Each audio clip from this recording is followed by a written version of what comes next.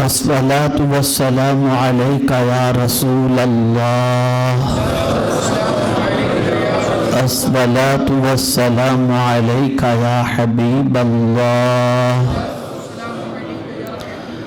الصلاة والسلام عليك يا نبي الله. الصلاة والسلام عليك يا نور الله. وعلى آلك وأصحابك يا حبيب الله. صلی اللہ تعالی علیہ وسلم. میرے پیارے آقا صلی اللہ تعالی علیہ وسلم کے پیارے دیوانوں، گزشتہ جمعۃ المبارکہ میں نے آپ کے سامنے عرض کیا تھا کہ راستوں کے حقوق سے متعلق کچھ باتیں آپ کے سامنے پیش کروں گا. اسلام اللہ کا وہ پسندیدہ دین ہے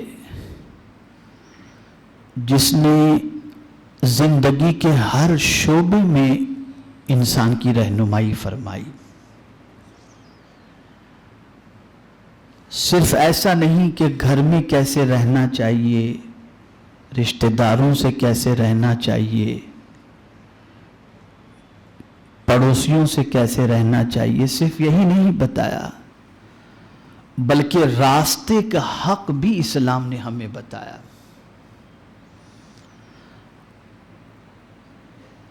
آقا کریم صلی اللہ علیہ وسلم ارشاد فرماتے ہیں کہ ایمان کی 70 یا 60 شاخیں ہیں، جن میں سے سب سے افضل شاخ لا الہ الا اللہ، اللہ پر اعتقاد رکھنا، ایمان باللہ.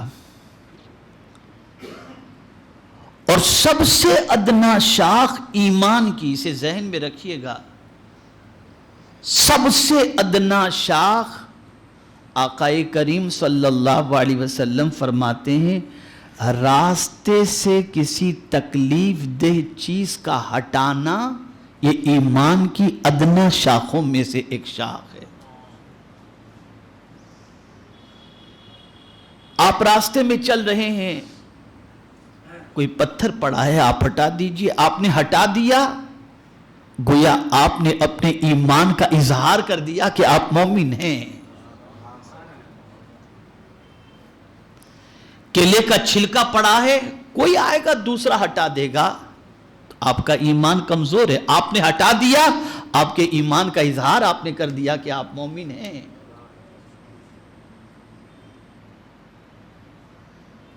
بلکہ یہاں ایک بات اور میں عرض کر دوں کہ راستے سے تکلیف دینے والی چیز کو ہٹا دینے پر جنت مل جاتی ہے. ایک صحابی کو میرے آقا صلی اللہ علیہ وسلم نے دیکھا جنت کے اندر مزے سے کروٹیں لے رہے ہیں، تو آقا کریم صلی اللہ علیہ وسلم نے فرمایا کس عمل نے تمہیں جنت میں پہنچا دیا؟ تو عرض کرتے ہیں یا رسول اللہ صلی اللہ علیہ وسلم ایک راستہ تھا جہاں سے لوگ گزرا کرتے تھے، تو وہاں کانٹے دار کچھ درخت تھے جس سے لوگوں کے کپڑے الجھ جاتے تھے، تو میں نے وہ کانٹے دار درخت کو کاٹ دیا تاکہ آنے جانے والوں کو تکلیف نہ ہو. میرے مولا کو یہی ادا پسند آ گئی، اس نے مجھے جنت عطا فرما دی.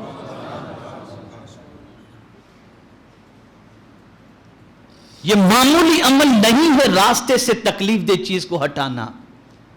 اب میں ان لوگوں سے پوچھنا چاہتا ہوں جو راستے میں تکلیف دیتے ہیں،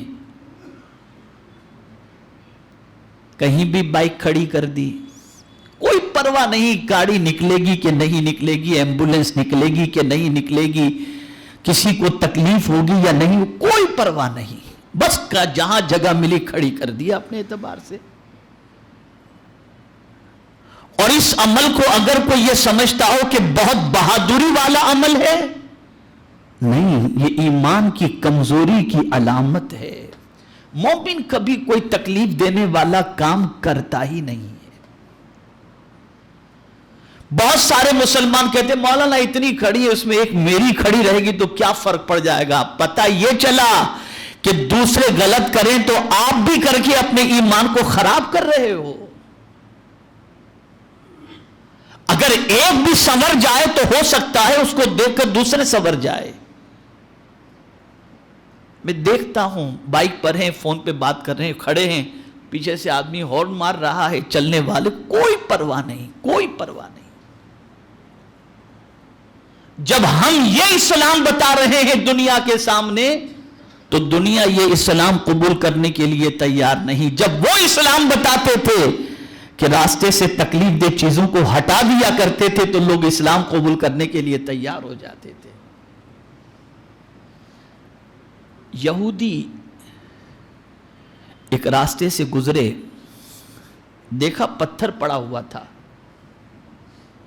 تو حیرت ہوئی ان کو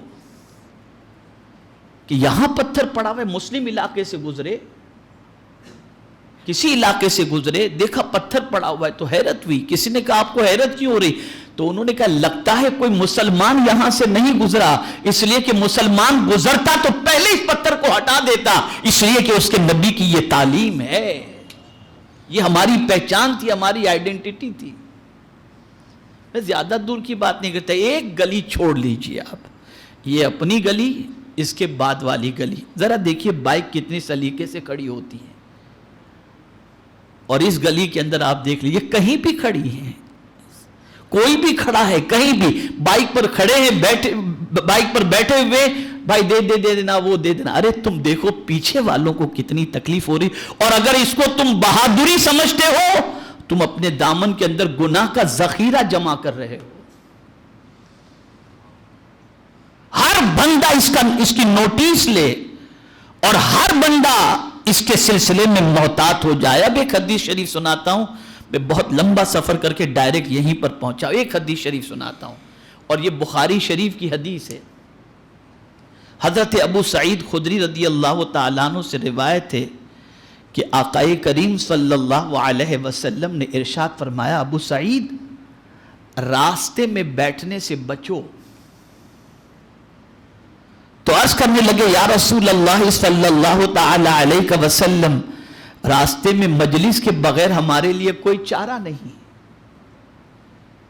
اب سرکار نے فرمایا اگر تم بیٹھتے ہی ہو تو راستے کا حق ادا کرو۔ تو عرض کرتے ہیں یا رسول اللہ صلی اللہ تعالی علیہ وسلم، راستے کا حق کیا ہے؟ تو میرے آقا صلی اللہ علیہ وسلم نے فرمایا نگاہیں نیچی رکھو، یہ پہلا حق ہے۔ اگر تمہاری مجبوری ہی ہے بیٹھنا تو بیٹھو، تو نگاہ نیچی رکھو۔ پھر آقا کریم صلی اللہ علیہ وسلم نے فرمایا سلام کا جواب دو، یعنی کوئی تمہیں سلام کرے تو جواب دو۔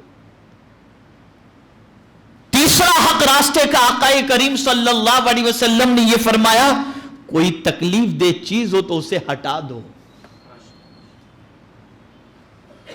اور چوتھا حق آقا کریم صلی اللہ علیہ وسلم نے یہ فرمایا اچھی باتوں کا حکم دو اور بری باتوں سے روکو۔ یعنی اگر تمہیں راستے میں بیٹھنے کا معاملہ ہی ہے اور مجلس جمانا ہی ہے تو راستے کے یہ 5 حق ادا کرو، اور اگر نہیں کر سکتے تو پھر جاؤ اپنے گھر میں بیٹھو یا کہیں اور بیٹھو۔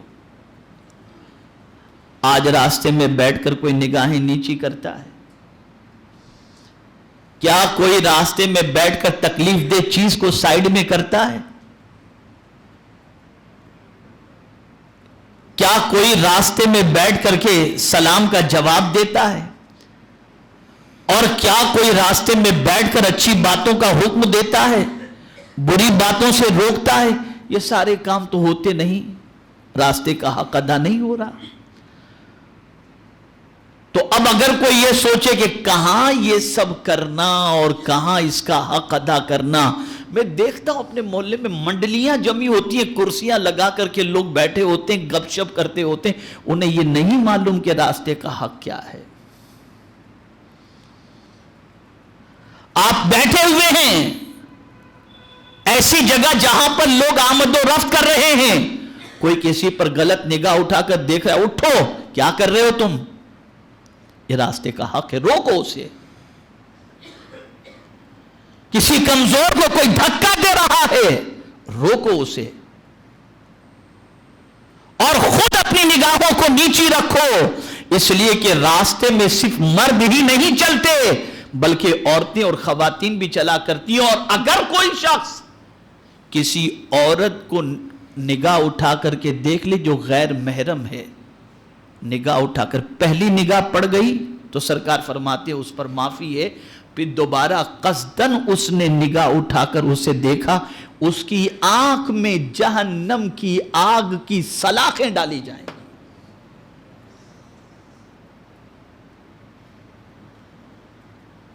جہنم کی آگ کی سلاخیں ڈالی جائیں گی۔ اسی لیے آقا کریم صلی اللہ تعالی علیہ وسلم نے راستے میں بیٹھنے سے منع فرمایا، اور اگر بیٹھنا ضروری ہی ہو تو آقا کریم صلی اللہ علیہ وسلم نے یہ راستے کے حقوق بتائے، اور سرکار صلی اللہ علیہ وسلم نے ایمان کا ادنا درجہ اور ادنا شاخ رسول اعظم صلی اللہ علیہ وسلم نے یہ فرمائی کہ راستے سے تکلیف دہ چیز کو ہٹا دینا یہ ایمان کی ادنا شاخوں میں سے ایک شاخ ہے۔ تو آج کے بعد کوئی ایسی چیز نہ کریں جس سے آنے جانے والوں کو تکلیف پہنچے، بلکہ کوئی تکلیف دینے والی چیز ہو تو اسے ہٹا دو۔ جب ہٹا دو گے تو ہو سکتا ہے یہی عمل جنت میں جانے کا سبب بن جائے۔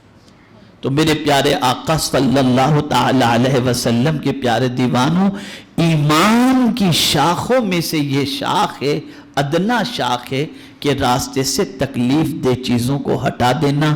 اللہ رب العزت جل جلالہ مجھے آپ کو سب کو اس پر عمل کی توفیق نصیب فرمائے۔ چونکہ آئندہ جمعہ 27ویں تاریخ ہوگی اور 27ویں رجب ہوگی، آقا کریم صلی اللہ علیہ وسلم نے بڑی فضیلت فرمائی ہے 27ویں کے روزے کی۔ رسول گرامی وقار صلی اللہ علیہ وسلم ارشاد فرماتے ہیں، جس نے ماہ رجب کی 27 تاریخ کا روزہ رکھا، اللہ رب العزت جل جلالہ اسے 60 مہینے کے روزے کا ثواب عطا فرماتا ہے۔ اور یہی وہ دن ہے جس میں جبریل امین علیہ الصلاۃ والتسلیم رسول اعظم صلی اللہ علیہ وسلم کی بارگاہ میں اللہ کا پیغام لے کر کے آئے تھے۔ اسی طریقے سے شب معراج کی بھی بہت ساری نفل نمازیں ہیں اور عبادت ہیں، جس کی کلپ انشاءاللہ العظیم آپ تک پہنچ جائے گی۔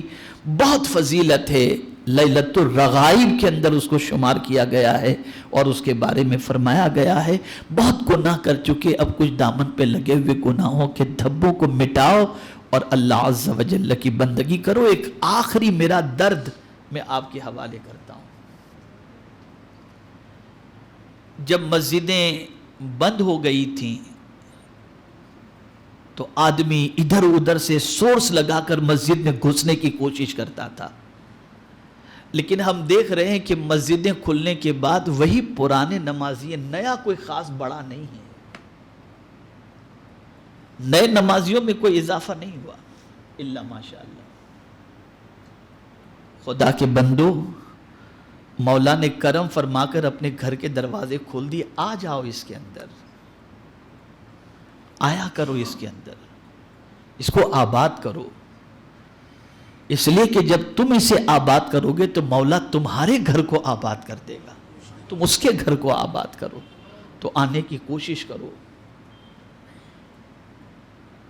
آباد کرنے کی کوشش کرو۔ اللہ رب العزت جل جلالہ آقا کریم صلی اللہ علیہ وسلم کے صدق و طفیل مجھے آپ کو سب کو توفیق نصیب فرمائے۔